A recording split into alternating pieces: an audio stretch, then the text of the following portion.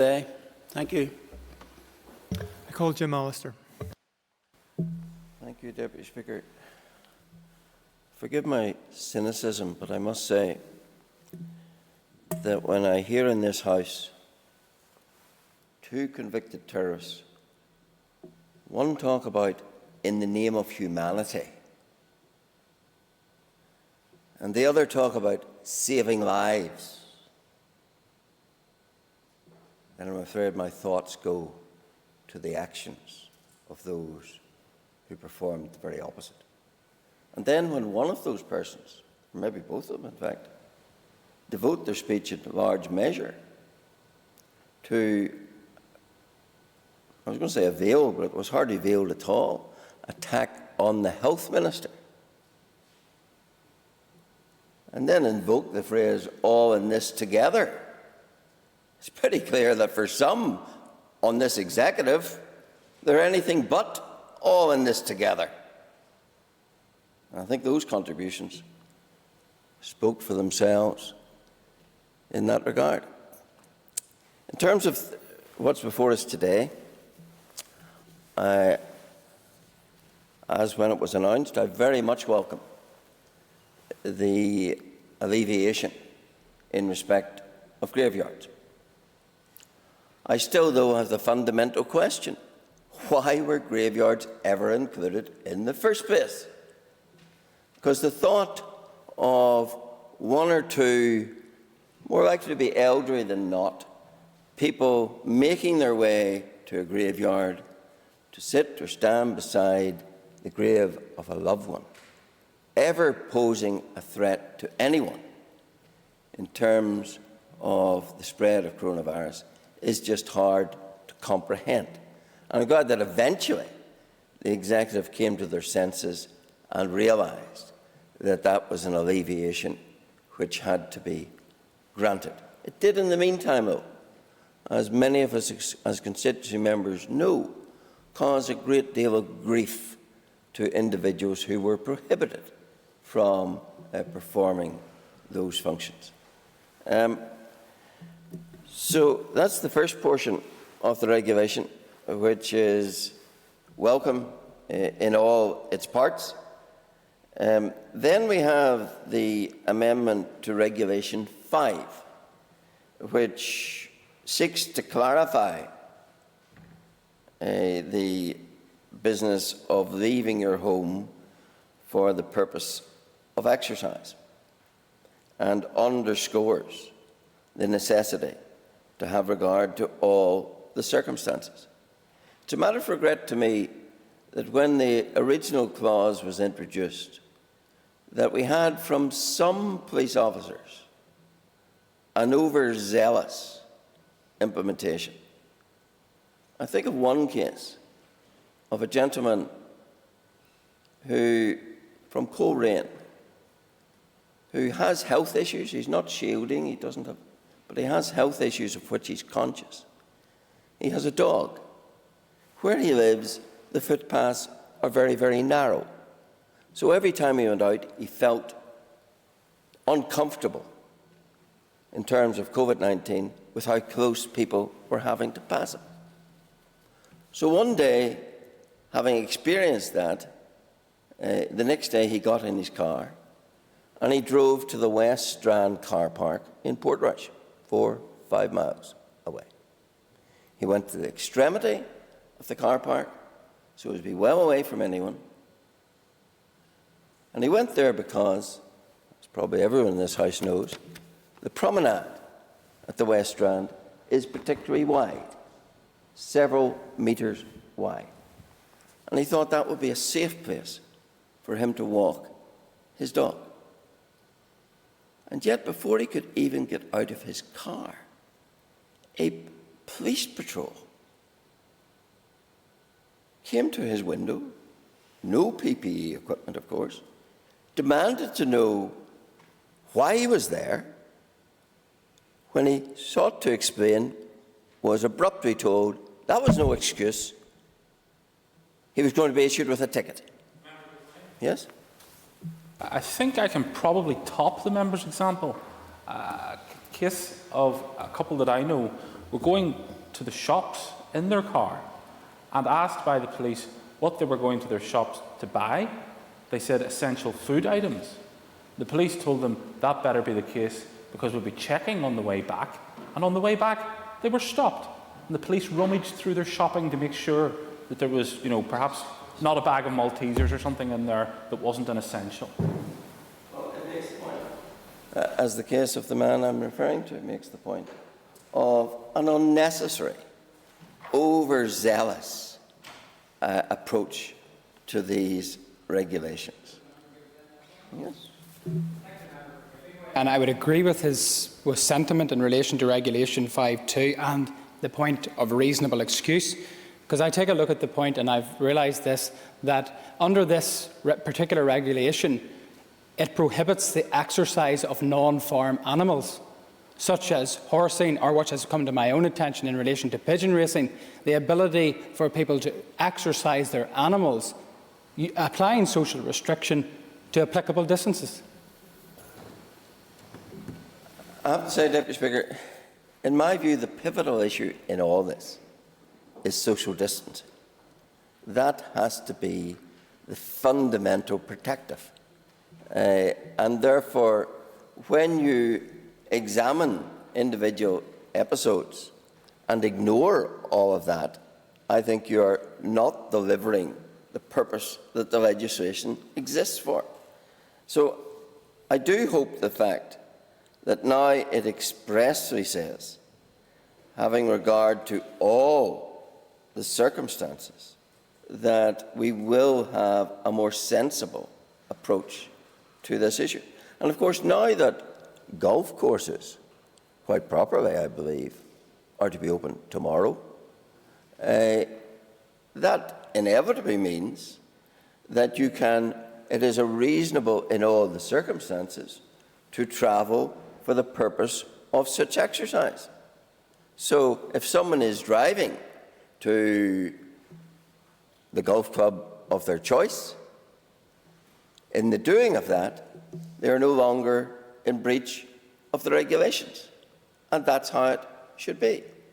And if Minister Putz delivers on what he said last week, that I think by tomorrow week he's reopening the car parks at the forest parks, then plainly, which I think is a good idea, plainly someone who drives to Tullymore or Roe Valley or wherever for the purpose of exercise cannot be in breach of this regulation.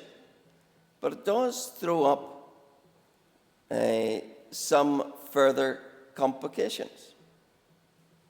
Because if a man drives to play his golf, and maybe he's a caravan owner in that particular town, drives to Newcastle, drives to Portrush to play his golf, and he's going to be playing 2 successive days, which he'd be entitled to do. If he's the owner of a caravan in the town, he's prohibited from staying in it. Now, why should that be? Yeah. And it's maybe just a technical point, but it's my understanding that you can only play golf at a golf course of which you are a member. I think that's right. But there are many people who, for example, have the privilege of belonging to some of the prestige golf clubs. I know people from Ballymena who are members of Royal Portrush. And when they go to play golf, they'll be going to Royal Portrush. Likewise, there are people who belong in many other parts of the province.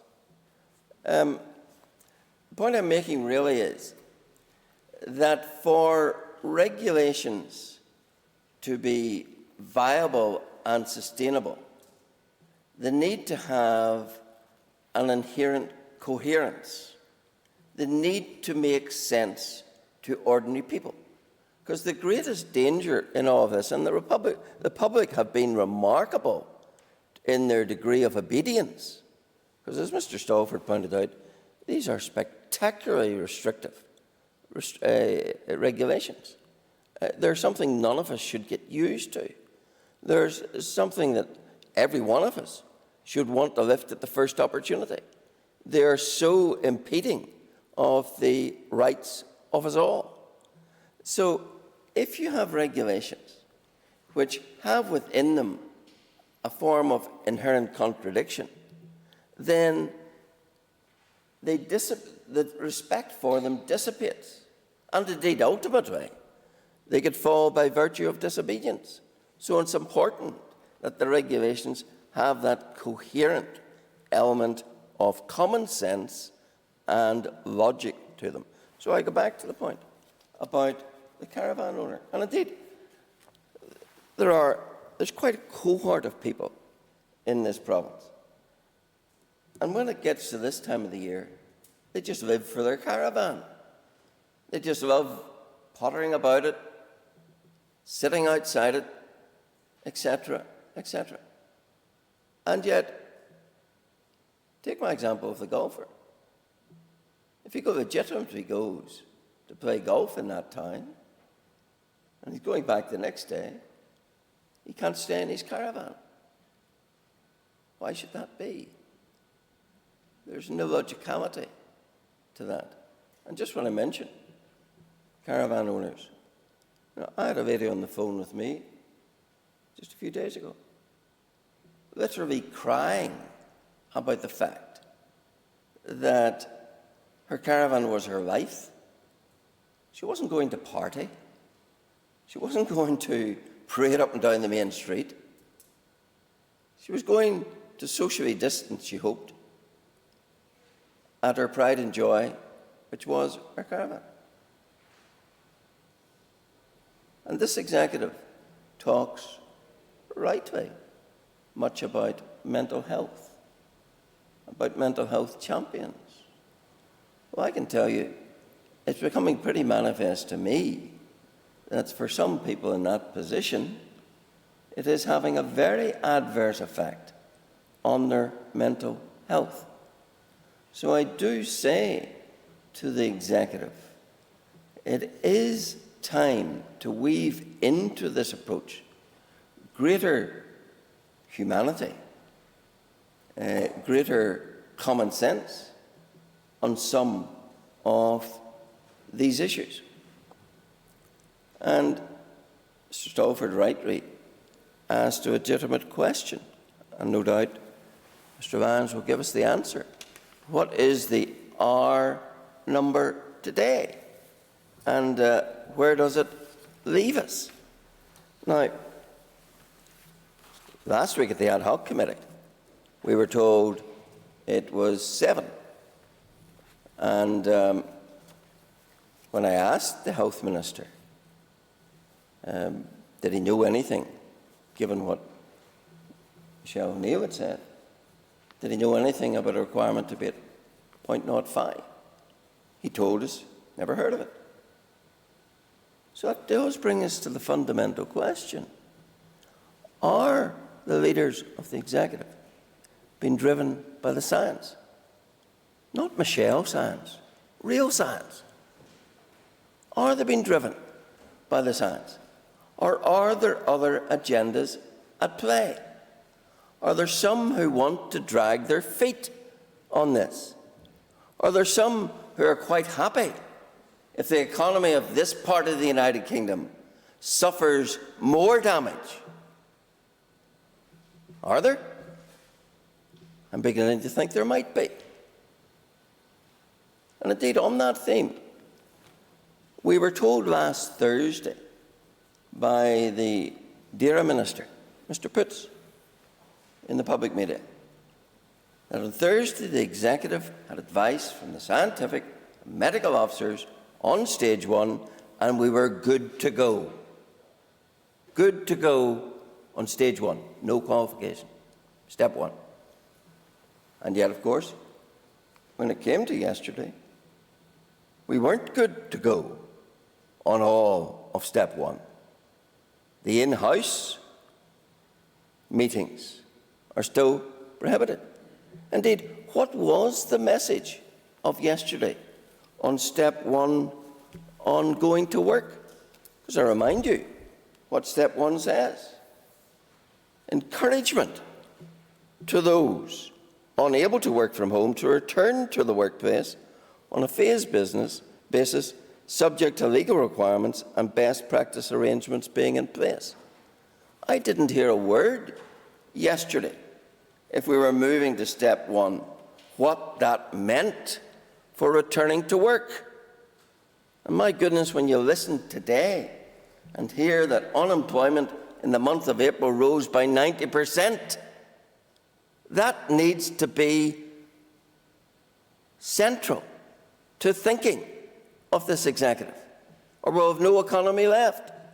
So what is the direction on step 1 in relation to encouraging people back to work? How are they being encouraged? Certainly.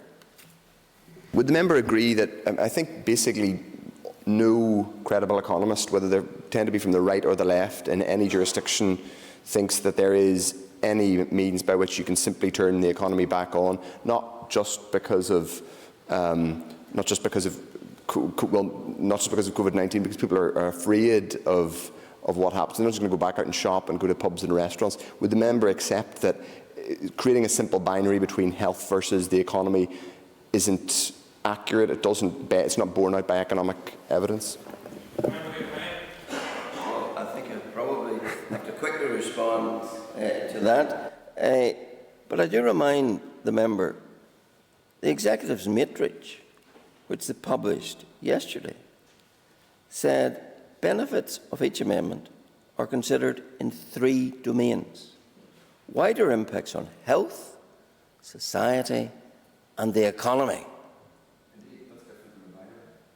And my complaint is I see secondary or lesser or even absent for some consideration of the economy. And I'm making a plea that the economy is central to that decision, as this matrix says. Yes, I I agree that while it's not a binary choice between public health and the economy, it never can be. The longer vast swathes of the economy are in stasis and not moving, the much more difficult it becomes to get it moving again, and that's the danger. Absolutely. And of course, the fact that it isn't moving, people are only surviving by virtue of the very legitimate, necessary government handouts which are coming from the Treasury, as Mr. Nesbitt pointed out. Now, that is not a healthy position to be in. It's not one that can continue indefinitely. Therefore, it's one that any responsible government, putting in place all the protections, particularly the social distancing protections, that can be put in place, needs to be encouraging of the restoration of economic activity. Because without it, there's nothing left after this pandemic in terms of our economy. And without an economy, what have we going forward? And it's not a binary choice between good health and good economy. It's a sensible choice between resuscitating the economy where you can, as soon as you can, without imperiling the generality of health. But let's remind ourselves, the greatest threat from this virus comes not from the economically active. It comes from mostly the older community. So restoration of economic activity is not something that flies flatly in the face of dealing with COVID-19 and identifying where the problems and the growth in the virus is something that can be done in tandem with encouraging economic resuscitation. And I was disappointed that yesterday I didn't even hear the economy mentioned in terms of the press conferences. So I think these are baby steps that have been taken. I think they're necessary. I do question why one of them was ever in there in the first place. I welcome the fact that the there will be some easement, I trust, in terms of the exercise and the travel for that. And I encourage the Executive to go further in that regard. And I want finally just to pick up on a comment I heard the First Minister make this morning.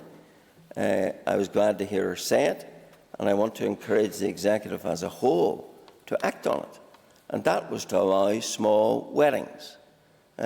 Two people already today have been in touch with me in that position, where had their licence for marriage, the shutdown came, very anxious to get married, and find, no matter how small, they're prepared to make their wedding, even they're prepared to have it outdoors, they're not allowed to get married. Now again, I'm back to the point. That lacks the inherent logic and common sense that should be there. So I do appeal to the Executive, please act on that issue and on the many more issues that you need to act on. Thank you. I call Jerry Carroll. Deputy Speaker, I just want to make a few brief points. And I think we're often presented the Executive as being an image of unity, and I don't know if today we got a glimpse of maybe some of the tensions and divisions that it normally